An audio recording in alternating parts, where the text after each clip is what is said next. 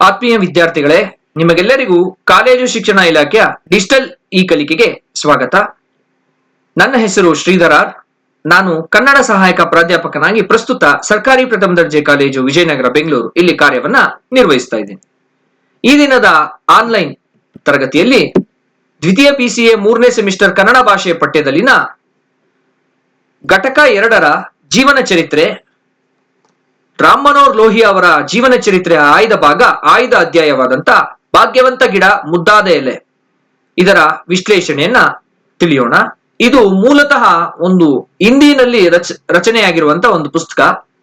ಇದನ್ನ ಕನ್ನಡಕ್ಕೆ ಹಸನ್ ನঈಂ ಸುರ್ಕೋಡ ಅವರು ತಂದಿದ್ದಾರೆ. ಇದರ ಮೂಲ ಬರಹಗಾರರು ಓಂಕಾರ್ ಶರದ್ ಅವರು. ನಾವು ಈ ಹಿಂದಿನ ಕಲಿಕೆಯ ಅವಧಿಯಲ್ಲಿ ಕಲಿತಂತ ಕಲಿಕೆಯ ಪುನರ್ಮನನ ಮಾಡ್ಕೊಳ್ಳೋದಾದ್ರೆ, ನಾವು ಹಿಂದಿನ ತರಗತಿಯಲ್ಲಿ ಜೀವನ ಚರಿತ್ರೆ ಮತ್ತು ಆತ್ಮಕಥೆ ಸಾಹಿತ್ಯ ಪ್ರಕಾರಗಳ ಮೂಲಭೂತ ವ್ಯತ್ಯಾಸದ ಬಗ್ಗೆ ತಿಳ್ಕೊಂಡ್ವಿ. ಹಸನ್ ನঈಂ ಸುರ್ಕೋಡ ಅವರ ಪರಿಚಯ ಮಾಡ್ಕೊಂಡ್ವಿ. ಲೋಹಿಯಾ ಬರಹಗಳ ಅನುವಾದಕರಾಗಿ ಹಸನ್ ನঈಂ ಸುರ್ಕೋಡ ಅವರ ಕೊಡುಗೆ ಏನು ಅನ್ನೋದನ್ನ ನಾವು ತಿಳ್ಕೊಂಡ್ವಿ. ಪ್ರಸ್ತುತ ಈ ಒಂದು ತರಗತಿಯಲ್ಲಿ ಲೋಹಿಯಾ ಅವರ ಬದುಕು ಮತ್ತೆ ಲೋಹಿಯಾ ಅವರ ಬಾಲ್ಯದ ಜೀವನದ ಪ್ರಮುಖ ಘಟ್ಟಗಳನ್ನ ತಿಳ್ಕೊಳ್ಳೋಕ್ಕಿಂತ ಮೊದಲು, ಲೋಹಿಯಾ ಅವರ ಚಿಂತನೆಯ ಪ್ರಭಾವ ಕನ್ನಡ ಸಾಂಸ್ಕೃತಿಕ ಕ್ಷೇತ್ರದಲ್ಲಿ ವಿಶಾಲವಾಗಿ ಹರಡಿದೆ. ಕನ್ನಡದಲ್ಲಿ ಅನೇಕ ಬರಹಗಾರರು ಲೋಹಿಯಾ ಅವರ ಪ್ರಭಾವಕ್ಕೆ ಒಳಗಾಗಿದ್ದಾರೆ. ತೇಜಸ್ವಿ ಅವರು ತಮ್ಮ ಒಂದು ಕೃತಿನಲ್ಲಿ ಒಂದು ಮಾತು ಹೇಳ್ತಾರೆ, ನನ್ನ ಜೀವನ ಗ್ರಹಿಕೆಯ ಅನುಭವವನ್ನ, ನನ್ನ ಆಲೋಚನಾ ವಿಧಾನವನ್ನ ಬದಲಾಯಿಸಿದಂತ ಚಿಂತಕ ಲೋಹಿಯಾ. ಸದ್ಯದ ಮಟ್ಟಿಗೆ ಭಾರತದಲ್ಲಿ ಒರಿಜಿನಲ್ ಆದಂತ ಚಿಂತಕ ಯಾರಾದ್ರೂ ಇದ್ರೆ ಅದು ಲೋಹಿಯಾ ಅಂತ ಹೇಳ್ತಾರೆ. ಕನ್ನಡದಲ್ಲಿ ಅನಂತಮೂರ್ತಿಯವರು, ಲಂಕೇಶ್ ಅವರು, ತೇಜಸ್ವಿ ಅವರು, ಚಂದ್ರಶೇಖರ್ ಪಾಟೀಲ್ರು, Devanur Madeva, B Krishnappa, MD Nanjundaswamy, DS Nagabhushana, Kalegowda Nagavara, ಈ ರೀತಿ ಬರಹಗಾರರು, ಚಳುವಳಿಗಾರರು, ಪ್ರಮುಖ ಬರಹಗಾರರು, ಚಳುವಳಿಗಾರರು ಇವರೆಲ್ಲರೂ ಕೂಡ ಲೋಹಿಯಾ ಅವರ ಪ್ರಭಾವಕ್ಕೆ ಒಳಗಾಗಿದ್ದಂಥವ್ರು. ರಾಜಕೀಯ ಕ್ಷೇತ್ರದಲ್ಲಿ ತಮ್ಮದೇ ಆದಂತ ಒಂದು ಆದರ್ಶವನ್ನ ಬಿಟ್ಟು ಹೋಗಿರುವಂತ ಶಾಂತವೇರಿ ಗೋಪಾಲ್ ಗೌಡ್ರು ಲೋಹಿಯಾ ಅವರ ಶಿಷ್ಯರು. ಅಷ್ಟೇ ಅಲ್ಲ, JH ಪಟೇಲ್ರು, ಕಿಶನ್ ಪಟ್ನಾಯ್ಕ್, ಮಧುಲಿಮೆ, ಕರ್ಪೂರಿ ಠಾಕೂರ್ ಇವರೆಲ್ಲರೂ ಕೂಡ ಲೋಹಿಯಾ ಅವರ ಶಿಷ್ಯರು. ಇನ್ನು ಲೋಹಿಯಾ ಅವರು ಅನೇಕ ಕೃತಿಗಳನ್ನ ರಚಿಸಿದ್ದಾರೆ. ಕರ್ನಾಟಕ ಸರ್ಕಾರ ಕನ್ನಡ ಮತ್ತು ಸಂಸ್ಕೃತಿ ಇಲಾಖೆಯ ಸಹಯೋಗದೊಂದಿಗೆ ಅವರ ನಿರ್ದೇಶನದಲ್ಲಿ ಕಾಳೇಗೌಡ ನಾಗವಾರ ಅವರ ಪ್ರಧಾನ ಸಂಪಾದಕತ್ವದಲ್ಲಿ ಲೋಹಿಯಾ ಅವರ ಬರಹಗಳ 6 ಸಂಪುಟಗಳನ್ನ ಪ್ರಕಟ ಮಾಡಿದೆ. ಇಲ್ಲಿ ಕಾರ್ಯನಿರ್ವಾಹಕ ಸಂಪಾದಕರಾಗಿ ನಟರಾಜ್ ಹುಳಿಯಾರ್ ಅವರು ಕಾರ್ಯವನ್ನ ನಿರ್ವಹಿಸಿದ್ದಾರೆ. ಸುರ್ಕೋಡ ಅವರು ಆ ಸಮಿತಿನಲ್ಲಿ ಸದಸ್ಯರಾಗಿದ್ರು.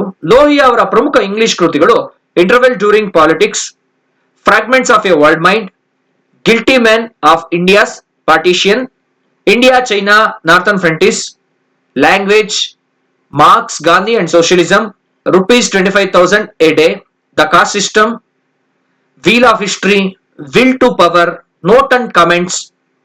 ಇಲ್ಲಿ ಇಂಟರ್ವೆಲ್ ಡ್ಯೂರಿಂಗ್ ಪಾಲಿಟಿಕ್ಸ್ ಈ ಪುಸ್ತಕವನ್ನ ರಾಜಕೀಯದ ಮಧ್ಯೆ ಬಿಡುವು ಅಂತ ಹೇಳಿ KV ಸುಬ್ಬಣ್ಣ ಕನ್ನಡಕ್ಕೆ ಅನುವಾದ ಮಾಡಿದ್ದಾರೆ. ಮತ್ತೆ ನೋಟ್ ಅಂಡ್ ಕಮೆಂಟ್ಸ್ ಅನ್ನೋದು ಲೋಹಿಯಾ ಅವರು ಮ್ಯಾನ್ಕೈಂಡ್ ಅನ್ನೋ ಒಂದು ಇಂಗ್ಲಿಷ್ ಪತ್ರಿಕೆಯನ್ನ ನಡೆಸ್ತಿರ್ತಾರೆ. ಅದು ಮಾಸಿಕ ಪತ್ರಿಕೆ. ಆ ಪತ್ರಿಕೆನಲ್ಲಿ ಬರೆದಂತ ಸಂಪಾದಕೀಯ ಇದು ನೋಟ್ ಅಂಡ್ ಕಾಮೆಂಟ್ಸ್ ಅನ್ನೋ ಹೆಸರಲ್ಲಿ 2 ಸಂಪುಟಗಳಲ್ಲಿ ಪ್ರಕಟ ಆಗಿದೆ. ಫಾರಿನ್ ಪಾಲಿಸಿ, ಇದು ಇವರ ಪ್ರಮುಖ ಇಂಗ್ಲಿಷ್ ಕೃತಿಗಳು. ಇನ್ನು ಲೋಹಿಯಾ ಅವರ ಕೃತಿಗಳು, ಹಿಂದಿ ಕೃತಿಗಳು ಪ್ರಕಟ ಆಗಿದ್ದಾವೆ. ಅದು ಯಾವ್ಯಾವ ಅಂದ್ರೆ ಸಮಾಜವಾದಿ ಆಂದೋಲನ್ ಕಾ ಇತಿಹಾಸ್, ಲೋಕಸಭಾ ಮೇ ಲೋಹಿಯಾ, ಹಿಂದೂ और ಮುಸಲ್ಮಾನ್, ಅನ್ನ ಸಮಸ್ಯಾ, ಆಜಾದ್ ಹಿಂದೂಸ್ತಾನ್ ಕಿ ನಯಿ ರುಜಾನ್, German socialist party, Uttar Pradesh और ಬಿಹಾರ್ ಕೆ ದೋರೋಂ ಕೆ ಕುಚ್ ಅನುಭವ್, ಇದು ಭಾರತ್ ಮೇ ಸಮಾಜವಾದ್. ಇದು ಲೋಹಿಯಾ ಅವರ ಪ್ರಮುಖ ಹಿಂದಿ ಕೃತಿಗಳು. ಇನ್ನು ಈ ಭಾಗ್ಯವಂತ ಗಿಡದ ಮುದ್ದಾದ ಎಲೆ ಈ ಪಠ್ಯವನ್ನ ವಿಶ್ಲೇಷಣೆಯನ್ನ ಮಾಡೋದಾದ್ರೆ, ಲೋಹಿಯಾ ಅವರು ಹುಟ್ಟಿದ್ದು 1910ರಲ್ಲಿ ಮಾರ್ಚ್ 23ನೇ ತಾರೀಕು ಲೋಹಿಯಾ ಅವರು ಜನಿಸಿದ್ರು. ಉತ್ತರ ಪ್ರದೇಶದ ಫೈಜಾಬಾದ್ ಜಿಲ್ಲೆಯ ಅಕ್ಬರ್ಪುರದಲ್ಲಿ ಲೋಹಿಯಾ ಜನಿಸಿದ್ರು. ತಂದೆ ಹಿರಾಲಾಲು, ತಾಯಿ ಚಂದ. ಈ ಒಂದು ಪಠ್ಯದಲ್ಲಿ 1910ರಿಂದ 1929ವರೆಗೆ 19 ವರ್ಷಗಳ ಲೋಹಿಯಾ ಅವರ ಬಾಲ್ಯದ ಕಲಿಕೆಯ ಅವಧಿ ಹೇಗಿತ್ತು ಅನ್ನೋದನ್ನ ಇಲ್ಲಿ ಲೇಖಕರು ದಾಖಲಿಸುವಂತ ಪ್ರಯತ್ನವನ್ನ ಮಾಡ್ತಾರೆ. ಲೋಹಿಯಾ ಚಿಕ್ಕ ವಯಸ್ಸಿಗೆನೆ ತಾಯಿಯನ್ನ ಕಳ್ಕೊಳ್ತಾರೆ. ಲೋಹಿಯಾಗೆ ಸರಾಯು ದೇವಿ ಅಂತ ಹೇಳಿ ಒಬ್ಬ ಕ್ಷೌರಿಕ ಸಮುದಾಯದ, ಕ್ಷೌರಿಕ ಪರಿವಾರದ ಒಬ್ಬ ಹೆಂಗಸು ಲೋಹಿಯಾರನ್ನ ಬಹಳ ಪ್ರೀತಿಯಿಂದ ಸಾಕಿರ್ತಾಳೆ. ಆಕೆ ಮಗ ರಾಮನಂದನ್ ಅಂತ ಹೇಳಿ ಅವನ ಜೊತೆ ಲೋಹಿಯಾ ಅವರ ಬಾಲ್ಯವನ್ನ ಕಳೆದಿರ್ತಾರೆ. ಲೋಹಿಯಾ ಅವರ ಪ್ರಾಥಮಿಕ ಶಿಕ್ಷಣ ಮನೆ ಹತ್ರದಲ್ಲೇ ಇದ್ದಂತ ಟಂಡನ್ ಶಾಲೆನಲ್ಲಿ ನಡೆಯುತ್ತೆ. ಲೋಹಿಯಾ ಅವರ ತಂದೆ ಕಾಂಗ್ರೆಸ್ನ ಚಟುವಟಿಕೆಯಲ್ಲಿ ಸಕ್ರಿಯವಾಗಿ ತೊಡಗಿಸಿಕೊಂಡಿದ್ದಂಥವ್ರು. ಒಂದ್ಸಲ ಕಾಂಗ್ರೆಸ್ ಅಧಿವೇಶನಕ್ಕೆ ಹೋದಾಗ ಗಾಂಧೀಜಿಯವರನ್ನ ಲೋಹಿಯಾ ಮೊದಲನೇ ಬಾರಿಗೆ ಭೇಟಿ ಮಾಡ್ತಾರೆ. ಗಾಂಧೀಜಿಯವರನ್ನ ಭೇಟಿ ಮಾಡಿದಾಗ ಅವ್ರ ಕಾಲಿಗೆ ನಮಸ್ಕಾರ ಮಾಡ್ತಾರೆ. ಲೋಹಿಯಾ ಅವ್ರ ಮೇಲೆ ಗಾಂಧಿಯವರ ಪ್ರಭಾವ ತುಂಬಾನೇ ವ್ಯಾಪಕವಾಗಿ ಆಗಿದೆ. ಅಷ್ಟೇ ಅಲ್ಲ, ಗಾಂಧೀಜಿಯವರ ಉಪ್ಪಿನ ಸತ್ಯಾಗ್ರಹವನ್ನು ಕುರಿತಂತೆ ಅವರು ಜರ್ಮನಿಗೆ ಉನ್ನತ ಅಧ್ಯಯನಕ್ಕಾಗಿ ಹೋಗಿ ಅಲ್ಲಿ PhD ಅಧ್ಯಯನಕ್ಕೆ ವಿಷಯವನ್ನ ಗಾಂಧೀಜಿಯವರ ಉಪ್ಪಿನ ಸತ್ಯಾಗ್ರಹವನ್ನು ಕುರಿತೆ ಅವರು ತಗೊಳ್ತಾರೆ. ಓದಿನ ಜೊತೆ ಕಿಲಾಡಿತನ ಲೋಹಿಯಾ ಅವರ ಸ್ವಭಾವದಲ್ಲೇನೆ ಇರುತ್ತೆ. 1920ರಲ್ಲಿ ಲೋಕಮಾನ್ಯ ಬಾಲ್ ಗಂಗಾಧರನಾಥ ತಿಲಕ್ ಅವರು ತೀರ್ಕೊಳ್ತಾರೆ. ಲೋಹಿಯಾ ಅವರು ತನ್ನ ಸಹಪಾಠಿಗಳ ಜೊತೆ ವಿದ್ಯಾರ್ಥಿಗಳನ್ನ ಕರ್ಕೊಂಡ್ಬಂದು ಆ ತಿಲಕರ ಅಂತಿಮ ಯಾತ್ರೆಯಲ್ಲಿ ಭಾಗವಹಿಸಿರ್ತಾರೆ. ಅಲ್ಲಿನ ಮುಷ್ಕರದಲ್ಲೂ ಕೂಡ ಇವರು ಭಾಗವಹಿಸಿರ್ತಾರೆ. ಮುಂಬೈಯಲ್ಲಿ ನಾನು ಆಗ್ಲೇ ಹೇಳಿದಾಗೆ ಗಾಂಧೀಜಿ ಬಂದಾಗ ಹಿರಾಲಾಲು ಲೋಹಿಯಾ ಗಾಂಧೀಜಿ ಅವರಿಗೆ ತನ್ನ ಮಗನನ್ನ ಪರಿಚಯ ಮಾಡಿಕೊಡ್ತಾರೆ. 1924ರಲ್ಲಿ ಲೋಹಿಯಾ ಅವರು ಮೆಟ್ರಿಕ್ ಪರೀಕ್ಷೆಯನ್ನ ತಗೊಳ್ತಾರೆ. ಅಲ್ಲಿ 61% ಅಂಕಗಳನ್ನ ಅವರು ಪಡ್ಕೊಂಡು ಪ್ರಥಮ ದರ್ಜೆಯಲ್ಲಿ ಉತ್ತೀರ್ಣರಾಗಿರ್ತಾರೆ. ಕಾಂಗ್ರೆಸ್ ಅಧಿವೇಶನದಲ್ಲಿ, ಗಯಾದಲ್ಲಿ ನಡೆದಂತ ಕಾಂಗ್ರೆಸ್ ಅಧಿವೇಶನದಲ್ಲಿ ಲೋಹಿಯಾ ಭಾಗವಹಿಸಿರ್ತಾರೆ. 14 ವರ್ಷಕ್ಕೇನೆ ಲೋಹಿಯಾ ಆ ಒಂದು ಅಧಿವೇಶನದಲ್ಲಿ ಭಾಗವಹಿಸಿರ್ತಾರೆ. ಮತ್ತೆ ಲೋಹಿಯಾ ಅವರ ಬರವಣಿಗೆಯಲ್ಲಿ ಅವರ ಹರಿತವಾದಂತ ನಿಶಿತಮತಿಯನ್ನ ಗುರುತಿಸಬಹುದು. ಇದು ಅವರ ಚಿಕ್ಕ ವಯಸ್ಸಲ್ಲೇನೆ ಪ್ರೂವ್ ಆಗಿದೆ. ಅವರ ಇಂಟರ್ನ ಪಠ್ಯಕ್ರಮದಲ್ಲಿ ರೈಸ್ ಆಫ್ ಕ್ರಿಶ್ಚಿಯನ್ ಪವರ್ ಅನ್ನೋ ಒಂದು ಪುಸ್ತಕ ಇರುತ್ತೆ. ಅಲ್ಲಿ ಕಾಲಾ ಕೊಠಡಿ ಅನ್ನೋ ಒಂದು ವರ್ಣನೆ ಇರುತ್ತೆ. ಅಲ್ಲಿ 140 ಜನ ಇಂಗ್ಲಿಷರನ್ನ ಭಾರತೀಯರು ಕೊಂದು ಹಾಕಿದ್ರು ಅಂತ ಹೇಳಿ ವರ್ಣನೆ ಬರುತ್ತೆ. ಲೋಹಿಯಾ ಅದು ಸುಳ್ಳು ಅಂತ ಹೇಳಿ ಸಂಶೋಧನೆ ಮಾಡಿ ತಾವೊಂದು ಲೇಖನ ಬರೀತಾರೆ. ಮತ್ತೆ ಆ ಕೊಠಡಿನಲ್ಲಿ 140 ಜನ ಇಡಿಸುವಷ್ಟು ಆ ಕೊಠಡಿ ವಿಸ್ತೀರ್ಣ ಇಲ್ಲ ಅಂತ ಹೇಳ್ತಾರೆ. ಅಂದ್ರೆ ಬ್ರಿಟಿಷ್ ಚರಿತ್ರೆಕಾರರು ಹೇಗೆ ತಮ್ಮ ಮೂಗಿನ ನೇರಕ್ಕೆ ತಮ್ಮ ಚರಿತ್ರೆಯನ್ನ ಬರ್ಕೊಂಡ್ರು ಅನ್ನೋದನ್ನ ಲೋಹಿಯಾ ಇಲ್ಲಿ ತಿಳಿಸ್ತಾ ಹೋಗ್ತಾರೆ. ಮತ್ತೆ ಶಿವಾಜಿಯನ್ನ ಕೆಲವು ಪುಸ್ತಕಗಳಲ್ಲಿ ಸುಲಿಗೆಕಾರ್ ಸರ್ದಾರ್ ಅಂತ ಹೇಳಿ ಬಣ್ಣಿಸಿರ್ತಾರೆ. ಲೋಹಿಯಾ ಅದನ್ನ ಖಂಡಿಸಿ ತಾವೊಂದು ಲೇಖನ ಬರೆದಿರ್ತಾರೆ. ಗಾಂಧೀಜಿಯವರ ಪ್ರಭಾವಕ್ಕೊಳಗಾಗಿ ಲೋಹಿಯಾ ಖಾದಿನ ಧರಿಸೋದಕ್ಕೆ ಪ್ರಾರಂಭ ಮಾಡ್ತಾರೆ. ಲೋಹಿಯಾ ಅವರ ಇನ್ಫ್ಲೂಯೆನ್ಸ್ಗೊಳಗಾಗಿ, ಲೋಹಿಯಾ ಅವರ ಪ್ರಭಾವಕ್ಕೊಳಗಾಗಿ ಇವರು ಪಾಠ ಮಾಡಿದಂತ ಮೇಷ್ಟ್ರುಗಳು ಕೂಡ ಖಾದಿಯನ್ನ ತೊಡೋದಕ್ಕೆ ನಿರತರಾಗ್ತಾರೆ. ಲೋಹಿಯಾ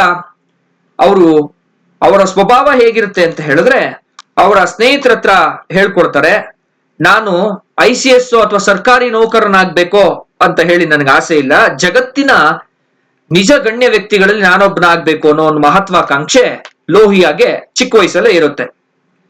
ಇವರು 1922ರಲ್ಲಿ ಲೋಹಿಯಾ ಬನಾರಸ್ಸಲ್ಲಿ ಕಾಸಿಯ ಬನಾರಸ್ ವಿಶ್ವವಿದ್ಯಾಲಯದ ಇಂಟರ್ ಪಾಸ್ ಆಗ್ತಾರೆ ಇವರು ಲೋಹಿಯಾ. ಮತ್ತೆ ವಿದ್ಯಾರ್ಥಿ ಚಳುವಳಿಗಳಲ್ಲೂ ಕೂಡ ಸಕ್ರಿಯವಾಗಿ ಭಾಗವಹಿಸಿರ್ತಾರೆ. ಲೋಹಿಯಾ BA ಪದವಿಯನ್ನ ವಿದ್ಯಾಸಾಗರ್ ಕಾಲೇಜಿನಲ್ಲಿ ಆಯ್ಕೆ ಮಾಡ್ಕೊಳ್ತಾರೆ. ಅವರು ಸ್ಕಾಟರ್ ಚರ್ಚ್ ಕಾಲೇಜು ಅಥವಾ ಸೆಂಟ್ ಝೇವಿಯರ್ಸ್ ಕಾಲೇಜಿನ ತಗೊಳ್ಳಲ್ಲ. ಅವರು ಕಲ್ಕತ್ತಾದ ವಿದ್ಯಾಸಾಗರ್ ಕಾಲೇಜನ್ನೇ ಇವರು ಆಯ್ಕೆ ಮಾಡ್ಕೊಳ್ತಾರೆ. ಸ್ವಾತಂತ್ರ್ಯದ ರಾಷ್ಟ್ರೀಯತೆಯ ಹೋರಾಟದಲ್ಲಿ ಲೋಹಿಯಾ ಅವರು ಕೂಡ ಸಕ್ರಿಯವಾಗಿ ಭಾಗವಹಿಸಿರ್ತಾರೆ. 1928ರಲ್ಲಿ ಕಾಂಗ್ರೆಸ್ ಅಧಿವೇಶನ ನಡೆಯುತ್ತೆ. ಮೋತಿಲಾಲ್ ನೆಹರು ಅದಕ್ಕೆ ಅಧ್ಯಕ್ಷರಾಗಿರ್ತಾರೆ. ಅಲ್ಲಿ ಲೋಹಿಯನ್ನು ಕೂಡ ಆ ಒಂದು ಸಮಾವೇಶದಲ್ಲಿ ಭಾಗವಹಿಸಿರ್ತಾರೆ. ನೆಹರು ಅವರ ಭೇಟಿನೂ ಕೂಡ ಆ ಸಮಾವೇಶದಲ್ಲಿ ಆಗತ್ತೆ. ಸೈಮನ್ ಕಮಿಷನ್ ಭಾರತಕ್ಕೆ ಬಂದಾಗ ಲೋಹಿಯಾ ಅದನ್ನ ವಿರೋಧಿಸುತ್ತಾರೆ. ಸೈಮನ್ ಕಮಿಷನ್ ಅಲ್ಲಿ ಭಾರತದ ಪ್ರತಿನಿಧಿಗಳು ಯಾರೂ ಇಲ್ಲ ಅಂತ ಹೇಳಿ ಸೈಮನ್ ಗೋ ಬ್ಯಾಕ್, ಸೈಮನ್ ವಾಪಸ್ ಹೋಗಿ ಅನ್ನೋ ಒಂದು ಹೋರಾಟದಲ್ಲಿ ಲೋಹಿಯನ್ನು ಕೂಡ ಸಕ್ರಿಯವಾಗಿ ಭಾಗವಹಿಸಿರ್ತಾರೆ. ಇವರು BA ನಲ್ಲಿ ಪ್ರಥಮ ದರ್ಜೆ ಆನರ್ಸ್ ಬದಲಾಗಿ ಸಾಮಾನ್ಯ ಆನರ್ಸ್ ಪದವಿನ ಪಡ್ಕೊಂಡಿರ್ತಾರೆ.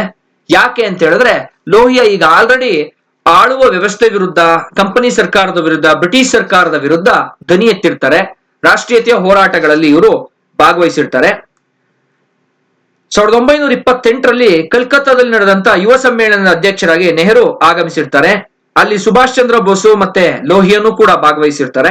ನೆಹರು ಇವ್ರ ಜೊತೆ ಈಸಿಯಾಗಿ ಬಹಳ ಸಹಜವಾಗಿನೇ ಬೆರೀತಾರೆ. ಸುಭಾಷ್ ಚಂದ್ರ ಬೋಸ್ ಇವ್ರ ಜೊತೆ ಅಷ್ಟು ಒಂದು ಒಡನಾಟವನ್ನ ಇಟ್ಕೊಳ್ಳೋಕೆ ಆಗೋದಿಲ್ಲ. 1929ರಲ್ಲಿ ಲೋಹಿಯಾ BA ನಲ್ಲಿ ದ್ವಿತೀಯ ದರ್ಜೆನಲ್ಲಿ ಪಾಸ್ ಆಗ್ತಾರೆ.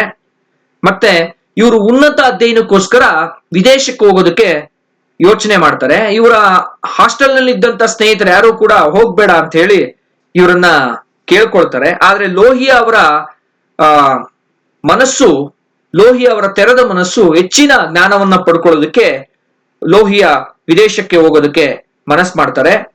ಲೋಹಿಯಾ ಸ್ನೇಹಿತರಾದಂತ ಚೌತಮಲ್ ಸರಾಫ್ ಮತ್ತು ಬಾಲಕೃಷ್ಣ ಗುಪ್ತಾ, ನೀನು ವಿದೇಶಕ್ಕೆ ಹೋದ್ರೆ ಟೈ ಕಟ್ಟೋದು ನಿನಗೆ ಗೊತ್ತಿಲ್ವಲ್ಲ ಅಂತ ಹೇಳ್ತಾರೆ. ಅಲ್ಲಿವರೆಗೂ ಲೋಹಿಯಾ ಪ್ಯಾಂಟ್ ಅನ್ನೇ ಧರಿಸಿರೋದೇ ಇಲ್ಲ.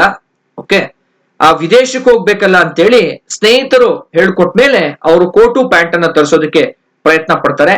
ಮತ್ತೆ ಲೋಹಿಯಾ ಟೈ ಕಟ್ಟೋದಕ್ಕೆ ಪ್ರಯತ್ನ ಪಟ್ಟರೂ ಕೂಡ ಗಂಟು ಹಾಕೋದಕ್ಕೆ ಸಾಧ್ಯ ಆಗಲ್ಲ. ಸ್ನೇಹಿತರೆ ಲೋಹಿಯಾಗೆ ಟೈ ಕಟ್ಟೋದನ್ನ ಹೇಳ್ಕೊಡ್ತಾರೆ. ಅಂದ್ರೆ ಇಲ್ಲಿ ಈ ಭಾಗದಲ್ಲಿ 1910ರಿಂದ 1929ರವರೆಗೆ ಲೋಹಿಯಾ ಅವರ ಬಾಲ್ಯದ ಬದುಕಿನಲ್ಲಿ, ಅವರ ವಿದ್ಯಾರ್ಥಿ ಜೀವನದಲ್ಲಿ, ಕಾಲೇಜು ಜೀವನದಲ್ಲಿ ನಡೆದಂತ ಪ್ರಮುಖ ಘಟನಾವಳಿಗಳನ್ನ ಲೇಖಕರು ಇಲ್ಲಿ ತಿಳಿಸಿ ಹೇಳುವಂತ ಪ್ರಯತ್ನವನ್ನ ಮಾಡಿದ್ದಾರೆ. ಲೋಹಿಯಾ ಅವರ ಹರಿತವಾದಂತ ವಿಮರ್ಶಾ ಪ್ರಜ್ಞೆ ಹೇಗಿತ್ತು, ಬಾಲ್ಯದಲ್ಲಿ ಅದು ಎಷ್ಟು ಜಾಗೃತವಾಗಿತ್ತು ಅನ್ನೋದನ್ನ ಇಲ್ಲಿ ಇವರು ತಿಳಿಸ್ಕೊಡ್ತಾರೆ. ಇನ್ನು ಹೆಚ್ಚಿನ ಮಾಹಿತಿಗಾಗಿ ಕೆಲವೊಂದು ಪರಾಮರ್ಶನ ಗ್ರಂಥಗಳನ್ನ ನಾವು ಈ ಪಠ್ಯಕ್ಕನುಗುಣವಾಗಿ ಪರಿಶೀಲಿಸಬಹುದು. ಲೋಹಿಯಾ ಜೀವನ ಚರಿತ್ರೆ, ಓಂಕಾರ್ ಶರದ್ ಅವರು. ಇದರ ಮೂಲ ಹಿಂದಿ ಭಾಷೆಯಲ್ಲಿ ರಚಿತವಾಗಿರುವಂತಹ ಪುಸ್ತಕ ಇದು. ಇದರ ಕನ್ನಡ ಅನುವಾದವನ್ನ ಮಾಡಿರೋರು ಹಸನ್ ನೈಮ್ ಸುರ್ಕೋಡ. ಈ ಪುಸ್ತಕದ ಆಯ್ದ ಭಾಗವೇ ನಿಮ್ಗೆ ಈಗ ಪಠ್ಯವಾಗಿರೋದು. ರಾಮ್ ಮನೋಹರ್ ಲೋಹಿಯಾ ಅವರ ಸಮಗ್ರ ಬರಹಗಳು ಕನ್ನಡ ಮತ್ತು ಸಂಸ್ಕೃತಿ ಇಲಾಖೆಯಿಂದ ಪ್ರಕಟ ಆಗಿದೆ. ಇದು 6 ಸಂಪುಟಗಳಲ್ಲಿ ಪ್ರಕಟ ಆಗಿದೆ. ರಾಮ್ ಮನೋಹರ್ ಲೋಹಿಯಾ ಚಿಂತನೆ, ಸಂಪಾದಕರು ನಟರಾಜ್ ಉಳಿಯಾರ್. ಇದು ಕನ್ನಡ ವಿವಿ ಪ್ರಸಾರಾಂಗದಿಂದ ಈ ಪುಸ್ತಕ ಪ್ರಕಟ ಆಗಿದೆ. ಲೋಹಿಯಾ ಬರಹಗಳ ಪ್ರಾತಿನಿಧಿಕ ಸಂಕಲನವಾಗಿ ಈ ಪುಸ್ತಕವನ್ನು ನಾವು ಗಮನಿಸಬಹುದು. ಧನ್ಯವಾದಗಳು.